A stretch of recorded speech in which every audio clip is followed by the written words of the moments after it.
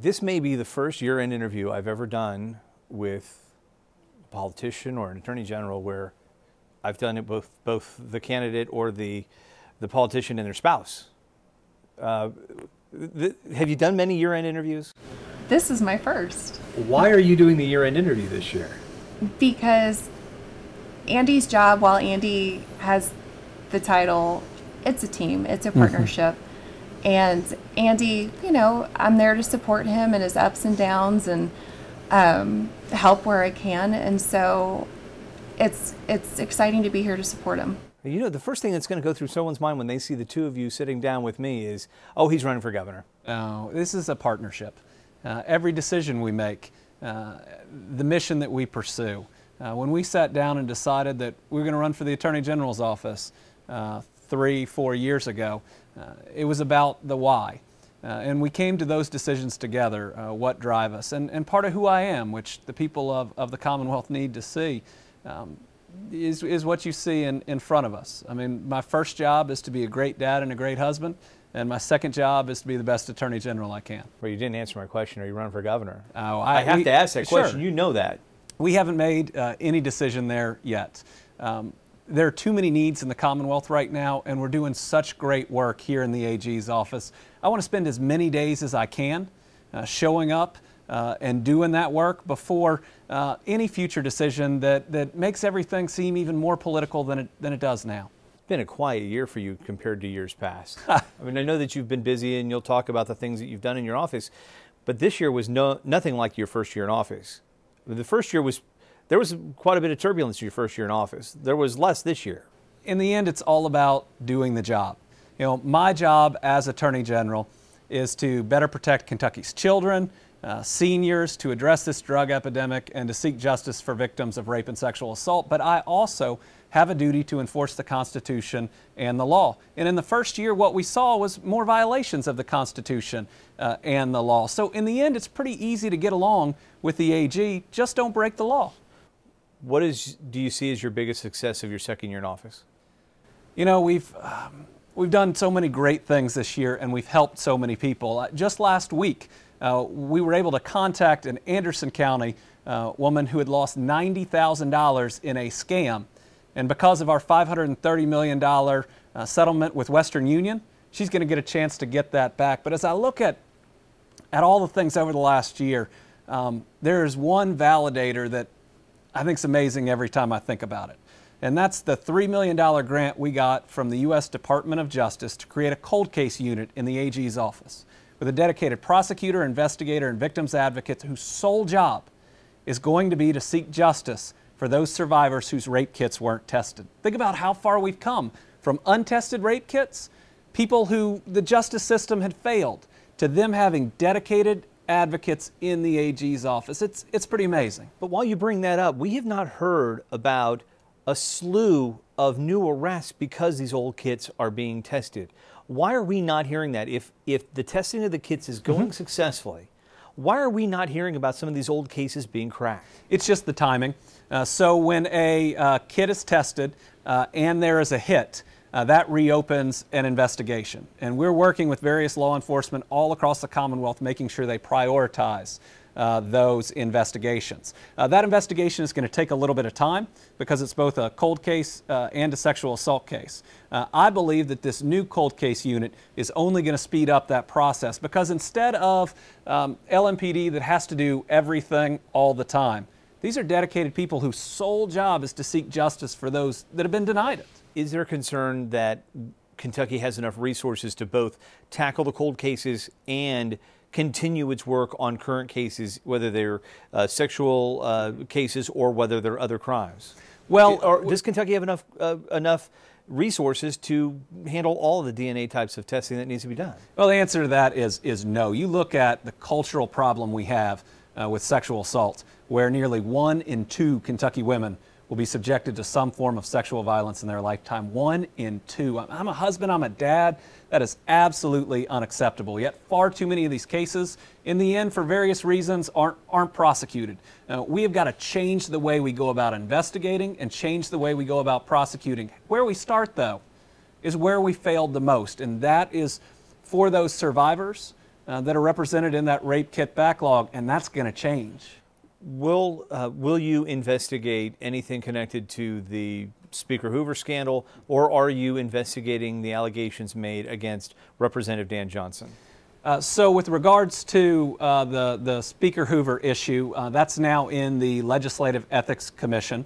And what they will do is use their subpoena power, look at it, and potentially refer what they believe, if they believe there are any criminal activities, to my office. Where my office would have jurisdiction are one of two areas. One, if a crime was committed, and where we might have jurisdiction, or a Commonwealth attorney would, or two, if public funds have been misspent. And the Legislative Ethics Commission ought to be able to discover that information. Can they send that forwarded to you, or is that something that your office will have to open up when they're done? They can and should forward any findings to us. What's really needed here, Chris, is transparency. I mean, right now, we've had private lawyers hired, and the Legislative Ethics Commission isn't necessarily a transparent process. These people work for the people of the Commonwealth. And so they need to not only speak in some investigatory process, they need to speak directly to the people. What happened, what they knew, when they knew it, and that's not just 3 or 4 individuals, it's everybody. What about Dan Johnson? Will your office investigate the claims that were made against Dan Johnson a few years ago to the LMPD? So we're just learning about that. To my knowledge, we haven't had any complaints or reports or information come into the Attorney General's office. My understanding is that LMPD, which has jurisdiction over the types of crimes that were alleged, has reopened an investigation. But if it involves a public official, and it does, we'll be carefully monitoring that. Should Jeff Hoover or the others involved in his situation resign? Well, I think what they need to do is to be transparent. All I've seen thus far are text messages that are wholly inappropriate. They should not occur in any workplace ever. As to the other members, I think they need to come out and to tell the public, their bosses, what they knew, what happened, and when it happened. And when we have that level of transparency, then I think the public will make some demands. Should Dan Johnson resign? Dan Johnson wasn't qualified to begin with. The fact that he ran a campaign based on a type of hate speech that has no place in Kentucky, and these extra documented allegations that go along with it, he should have never been in that seat in the first place. But he was there, and now we know about those allegations. Should he resign strictly based on the allegations? Because the voters voted as though the majority put him in office regardless of what he put on his Facebook page. Listen, even if a majority votes somebody into office, the type of speech that he engaged with, plus these extra allegations, he should not be a representative. You believe the allegations against him? I believe in a victim-centered approach.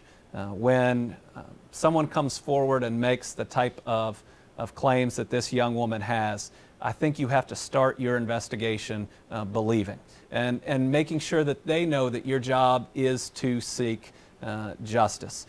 She seems pretty credible. Obviously, in the criminal context, Dan Johnson deserves due process, but for a wide variety of reasons, he should not be a sitting state representative. You know, over the last year and a half, your office has come under fire because of sexual discrimination allegations made by a former employee. It's a very different circumstance. We've had a female employee file a lawsuit saying her female supervisor discriminated against her because she was a female. Now that is occurring in court, where every single argument and document is available to the public. It's a fully transparent process, and in the end, we're going to get a ruling that there's no merit to it, and the people of Kentucky are going to be able to see that. Well, and you have a lot of women on your leadership team. We have 12 divisions.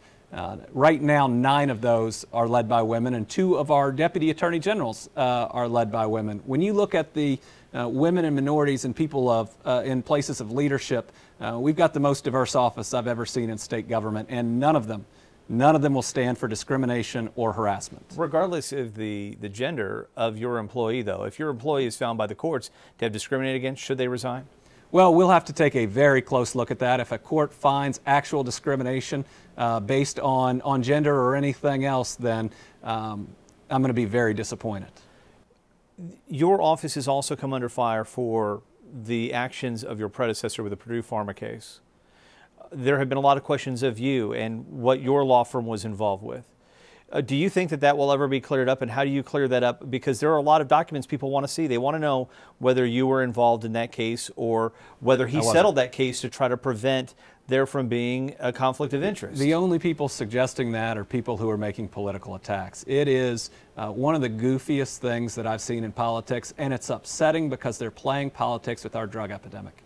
Chris, we lose 4 people, 4 a day in Kentucky to fatal overdoses, and they want to take what is the single largest settlement against an opioid manufacturer by a single state and turn it into political theater, risking the $12 million we've already provided to 18 drug treatment centers all across Kentucky. That hearing where they started this theater, I had 4 parents who have lost children to an opioid overdose in the audience. They got so disgusted, they got up and walked out. They are so disappointed by these actions when we in the Attorney General's office, we show up to fight this epidemic. It's not partisan. Drugs don't care if you're a Democrat, a Republican, or an independent. They'll kill you just the same. Should Jack Conway have gotten a bigger settlement? It's the single largest settlement by a state against an opioid manufacturer, I believe, in history. And so it's really hard to criticize. But I wasn't a part of that case in any way. I don't know any of the merits of the case. I don't know how the AG's office looked at it or anyone else. Should he have gone and worked for the law firm that took a large chunk of that money? You're going to have to ask him that question. I'm told that he got $0 from that settlement, and I think people will see that. But I don't make decisions for Jack Conway, and I don't make decisions for that law firm. Well, I also think it'll be interesting to see how the endopharmaceutical lawsuit shakes out. Andy was able to bring a lawsuit against Endo Pharmaceuticals as Emily Walden, who is a woman who lost her son TJ, who we have both met and gotten to know. And so when you put a human face on these lawsuits, personally, there's not enough money in the world to ever bring back a child that's been lost. But the work that this office is doing is amazing. And the way that they are able to help with these funds out in the state to help prevent another parent like Emily from losing a child is really important. I'll give you an example with the importance of that Purdue Pharma money, whether you think it's enough or not. There's a place called Hope in the Mountains in Prestonsburg. It treats women who are addicted. It was about to close down because federal vouchers had dried up. With the dollars that came from the Purdue Pharma settlement, they were not only able to stay open, they were able to become Medicaid eligible and expand, and they're now treating more people than ever. If people play politics with this thing and they end up violating the settlement agreement, is Hope in the Mountains going to have to pay that money back? That'd be devastating. You know me. I'm never going to back down from asking a question during an interview. And when we sit in front of the cameras, there's nothing off topic. It's not often that I get to sit next to someone like your wife while I'm asking those questions to somebody I interview. What's it like to hear a reporter? I'm going to rail on him, and I'm going to ask him the tough questions. What's it like to sit there and hear questions asked about topics like Purdue Pharma, like the sexual discrimination allegations in his office, and have to hear those questions be asked of your husband? There's a lot of emotions. Some anger, because I know Andy very well, and when allegations are made against him that are not true, and I know that they are not true, it's upsetting. But at the same time, you take those ups and downs.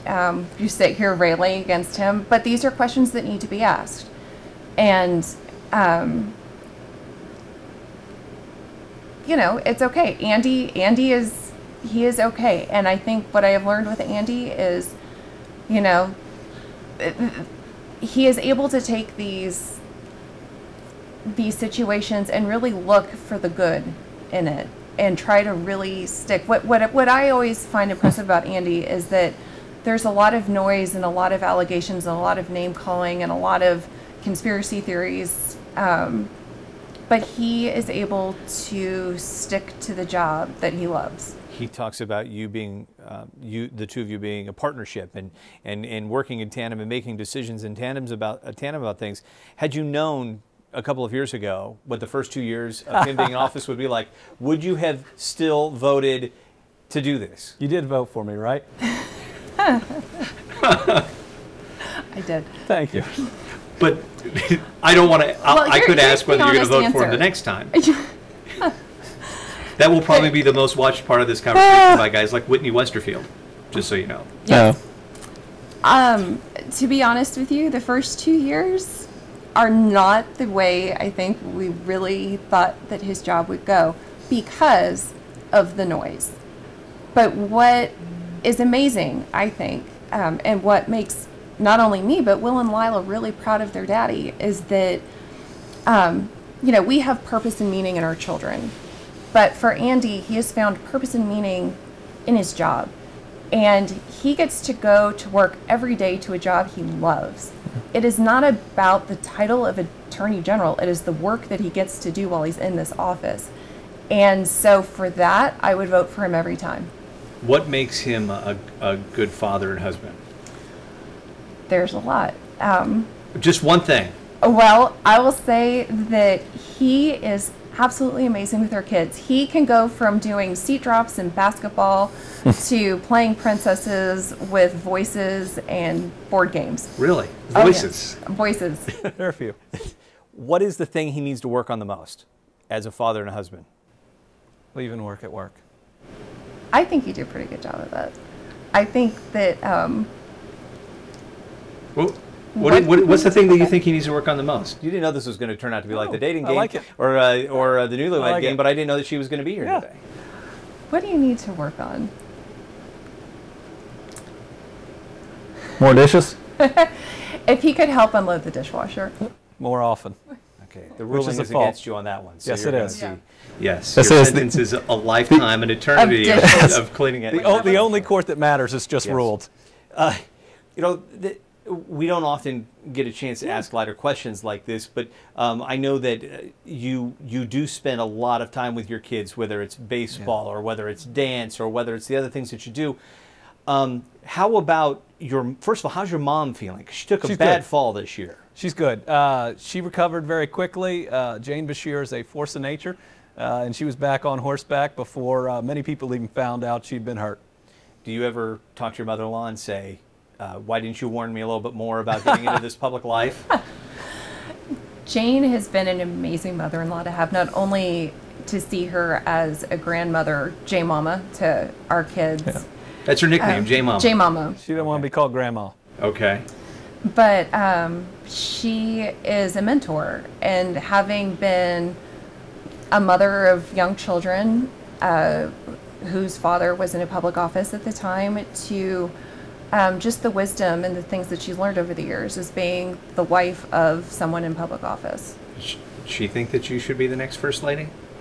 See, I found a different way of asking that question. Ah, I think that Jane Beshear is proud of Andy and Britainy Beshear no matter what course they take in life. How's your dad doing? he's good. Stays busy. Yeah, we see that on social media, and we see that in some of the healthcare work that he pushes for.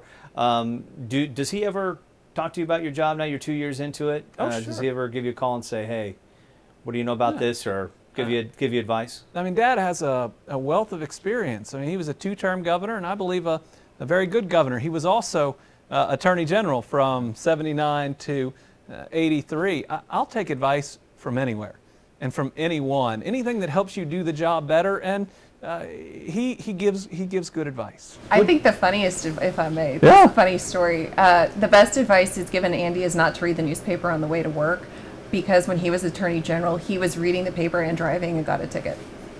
Okay, well, and yeah, things have changed since then. They have. Yes. What's your relationship like with Matt Bevin? It is certainly not where I'd like it to be, and it's not where the people of the Commonwealth of Kentucky deserve. As I look back over the last 2 years, there isn't a decision about filing a lawsuit I would change, because that's my job.